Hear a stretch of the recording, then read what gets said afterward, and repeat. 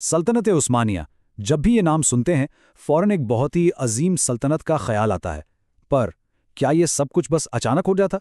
एक इत्तेफाक? बिल्कुल नहीं। इसके पीछे एक बहुत गहरी सोची समझी स्ट्रेटजी थी। तो चलिए आज हम उसी शख्सियत की बात करते हैं जिसने इस सल्तनत की आप कह लें कि असल बुनियाद रखी। अब सवाल ये उठता है कि इस अजीम व शान सल्तनत का असल बानी आखिर था कौन? अर्तुगरुल गाजी या फिर उनके बेटे उस्मान गाजी? हम अक्सर इन्हीं दो नामों के बारे में सुनते हैं, लेकिन तारीख हमें एक तीसरा और शायद सबसे अहम नाम बताती है। जी हाँ, उरहान गाजी, अर्तुगरुल गाजी के पोते और उस्मान गाजी के जानशीन। ये वो शख्सियत हैं जिन्होंने अपने वालिद के देखे हुए ख्वाब को एक ऐसी मजबूत हकीकत में बदला जो सदियों तक कायम रही। उनकी कहानी असल में एक छोटी सी रियासत को एक अजीम सल्तनत में बदलने की दास्तान है। तो आइए इनकी कहानी का आगाज करते हैं ठीक उस वक्त से जब उन्होंने हुकूमत की बागडोर संभाली। उरहान गाजी 1281 के करीब पैदा हुए। बचपन से ही उनकी तरबियत में जंग, इंसाफ और लीडरशिप के उसूलों पर बहुत जोर दिया गया।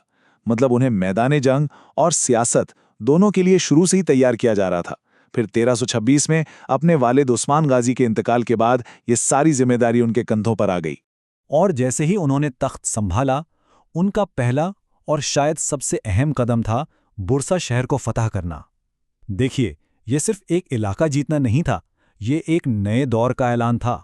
बुरसा को फतह करके उरहान गाजी ने उस्मानी रियासत को उसका पहला परमानेंट कैपिटल यानी दारुल हुकूमत दिया, और इसी शहर ने आने वाली पूरी सल्तनत के लिए एक मरकज का काम किया।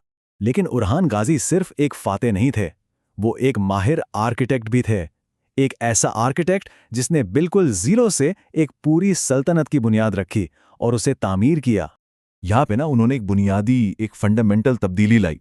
देखिए, उनसे पहले उस्मानी रियासत क्या थी? बस कबायली जंगजुओं का एक ग्रुप। लेकिन उरहान ने इसे बदलकर एक प्रॉपर मुनज़्ज़म स्टेट बना दिया। एक ऐसी रियासत जिसकी अपनी रेगुलर आर्मी हो, अपनी करेंसी हो और एक पूरा सिस्टम हो हुकूमत का।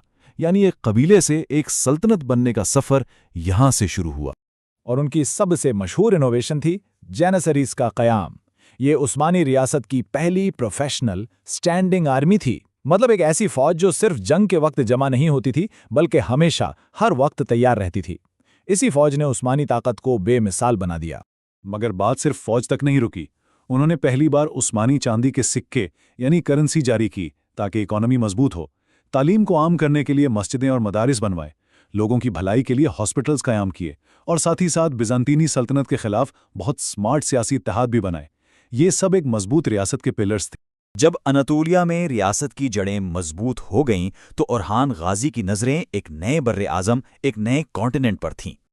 और ये उरहान गाजी का ही दौर था जब उस्मानियों ने तारीख में पहली बार यूरोप में कदम रखा।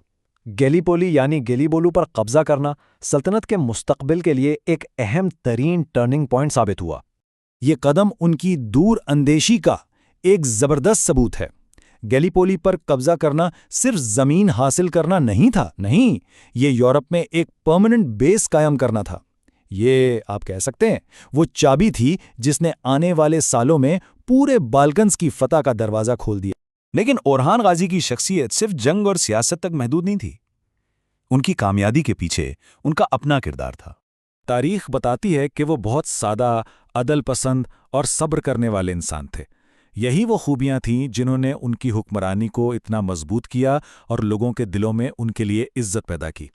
इस एक जुमले से उनकी शख्सियत की पूरी अक्कासी हो जाती है। वो अपनी आवाम को अपना खानदान समझते थे। इसी सोच की वजह से हुक्मरान और आवाम के बीच वफादारी का एक ऐसा गहरा रिश्ता बना जो सिर्फ खौफ पर नहीं बल्कि मोहब्बत और एहतराम पर कायम था। 1362 में उरहान गाजी इस दुनिया से रुखसत हो गए, लेकिन वो अपने पीछे एक ऐसी विरासत छोड़ गए जो सदियों तक जिंदा रही।